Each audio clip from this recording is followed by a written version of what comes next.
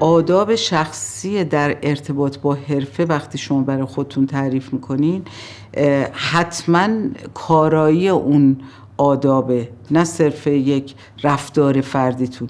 من یک کنتاکت لیست خیلی جدی دارم و این به عنوان یه ابزار ارتباطی خیلی خیلی دقیق برام، از اینکه هر کسی به چه دلیلی اصلا من چرا باید این شماره تلفن رو داشته باشم. اهمیتش اینه که جمع‌آوری اطلاعات برای آمادگی ورود به یک مرحله از کار، مثل پژوهش، مثل پیدا کردن ایده یا هر چیز دیگری که شما به عنوان فیلمساز حتما در معرضش قرار میگیرین، هر ارتباطی برای شما یه سرمایه است.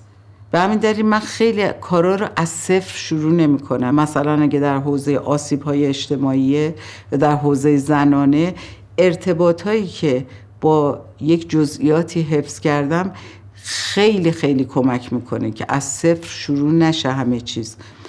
وقتی صحبت از کنتاکت لیست کامل میکنم یعنی اینکه مشخصات کامل داره، اسم و فامیل اون آدمو داره، شغل اون آدمو داره، در کجا باش روبرو شدم و یک کدای چند کلمه‌ای که یادم بمونه اگه فیلمی ازش دیدم، چون اسم فیلم معمولا خیلی زود از ذهنم میره. برای یک پژوهشی با یه سری متخصص آشنا میشم، بعد سخت پیدا میشه کرد آدم‌ها رو. یعنی شما انتخاب کنید، به فرض تو حوزه محیط زیست میخواین کار کنید، میگردین و یک سری آدمای کارشناسای پیدا میکنید و با ایشون کارتون رو پیش میبرین. خب اینو نباید این اطلاعات از دست بره. حتما اینا تو کاتگوری محیط زیست، کارشناس، مثلا اقلیم شناس، این یکی چی بوده، حیات وحش بوده، این چی بوده، یه دیتیلای اینجوری حتما یادداشت میکنم. اینا نکاتی هن که مشخصاً به فیلمسازی مربوط نیست، ولی تو اون بخش مدیریت فیلمسازی به عنوان آداب شخصی که هر کسی برای خودش پیدا میکنه، خب خیلی به کار من میاد و واقعا همیشه توصیه میکنم یه جور نظم دادن. همیشه ذهن آدم اون ذهن شارپ جوانی که کافیه فقط کلیک کنه و اون چیزی که میخواد یادش بیاد نیست. برای من الان اینا سرمایه است.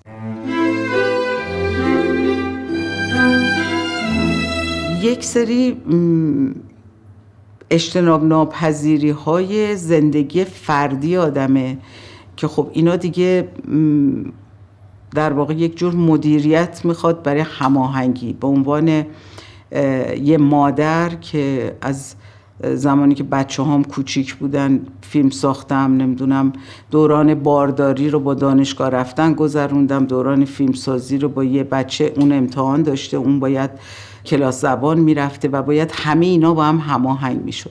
خب طبیعتاً برای زنان خیلی قابل درک این چندگانه کار کردنی که نه فقط برای ما فیلمسازان زن، شغلایی که شما برنامه ریزی مشخصی ندارید که یک ساعتی در روز کارتونو میکنین و از اون ساعت به بعد دیگه آزادین و میتونین، مثل کسی که آنکاله، پزشکی که باید همیشه منتظر یک تلفن احضار باشه، یا به هر حال خیلی از مشاغل دیگه. اینا یک مدیریت خاص خودش میخواد.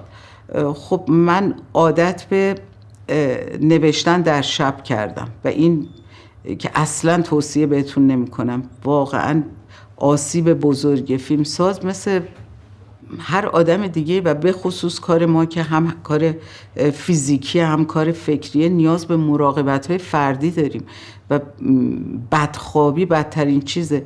ولی از زمانی که بچه‌ها مدرسه میرفتن و من مجبور بودم امورات زندگی رو، کار رو بگذرونم و خلوتم شب بود، خب این شب بیداری و شب نوشتن همچنان الان که دیگه بچه‌هام بزرگ شدن با من مونده و گاه حتی اگر روز فرصت کار کردن، یعنی زمانشم داشته باشم برای کار نوشتن، کشیده میشه به شب.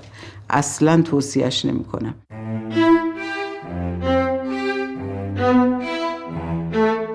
وقتی از من سوال میشه به عنوان فیلمساز زن مشکلتون چیه، من هیچ وقت این موارد رو قاطی کار نمی کنم، چون باور ندارم که من مشکلات ویژه‌ای دارم که همکار مرد من نداره.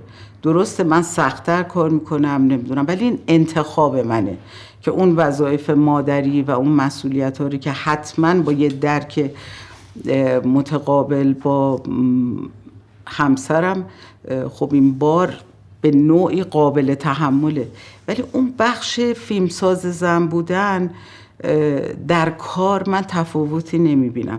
به همین دلیل هیچ وقت موافق تشکیل انجمن فیلمسازان زن به فرض نبودم، اصلا معنایی نداشته برام.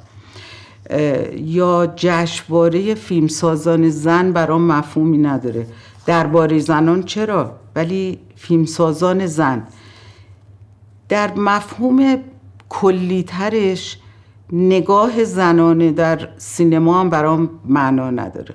من فکر میکنم به هر حال یک فیلم با آمیزه از اندیشه فیلمساز، تجربه فیلمساز، سواد فیلمساز، جهانبینی فیلمساز ساخته میشه و اون وجه جدا کردن نگاه زنانه نگاه مردانه رو نمیتونم بفهمم. واقعا فکر میکنم اگه 10 تا فیلم پیش چشممون باشه و تیتراژ نداشته باشه، من بعید میدونم که ما بگیم کارگردان این زن بوده کارگردان اون مرد بوده.